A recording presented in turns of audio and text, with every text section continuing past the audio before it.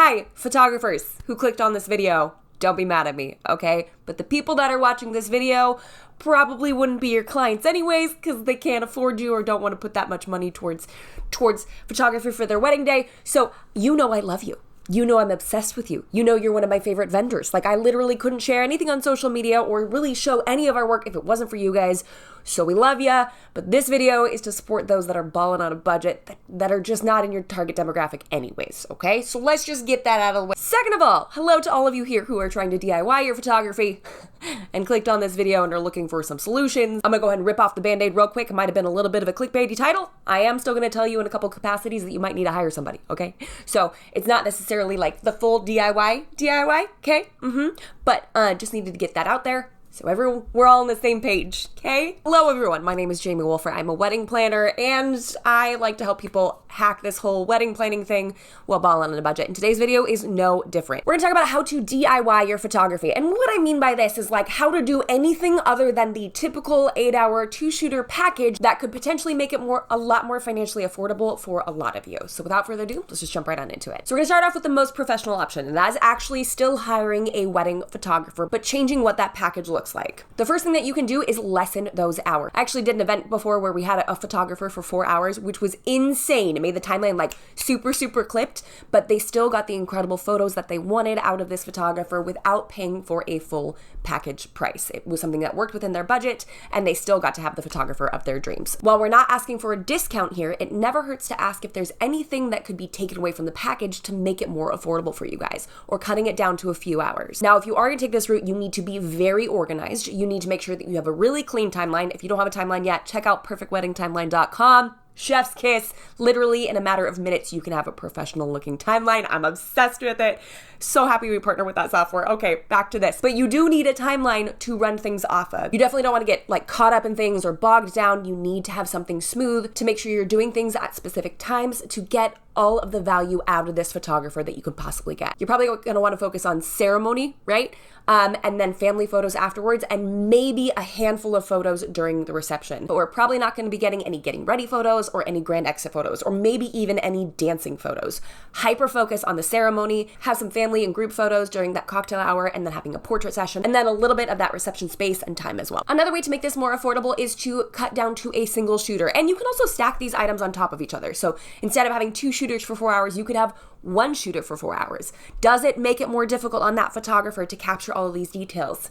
Probably. Again, not a photographer, but that sounds to me like it would feel a little bit more stressful. So again, you have to ask to see if a photographer would be willing to do this. And usually cutting it down to a single shooter doesn't save you a gob ton of money, but when you're in a situation like this, every $100 or so counts. Which actually, I should have said this at the very beginning, you do need to manage your expectations accordingly. If you're not going to be going for a standard wedding photographer or standard wedding package, you're not going to get a standard album. Whatever brought you here, whether it's not in the budget, you don't want to spend that amount, or you're really just not that invested in photography, but you still want to get something out of that day, you cannot place the expectations of a $5,000 photographer, right, and the album that they would deliver on someone that you hired off of Thumbtack.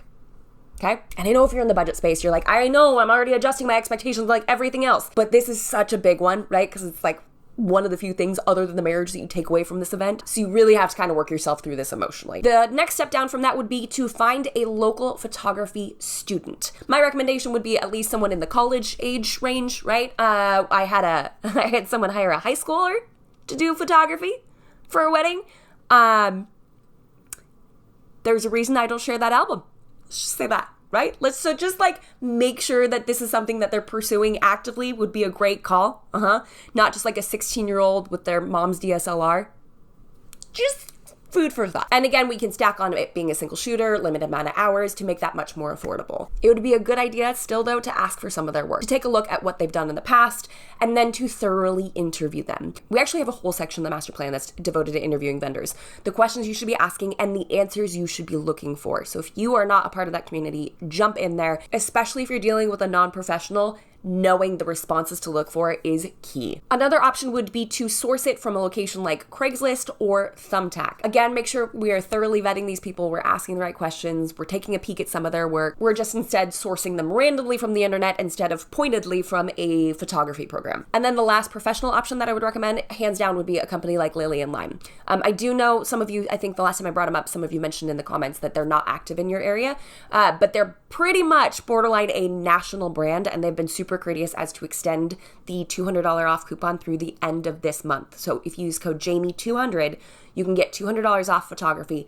and $200 off videography if that's something you're interested in. But because they're such a large photography house, their prices are going to be astronomically lower than some of those other photographers that are worth every single penny, right? Again, we're not taking away from professional photographers. We're not taking away from the value that they provide or the skill set that they have. We're just talking about the cold hard facts of what we're able to afford.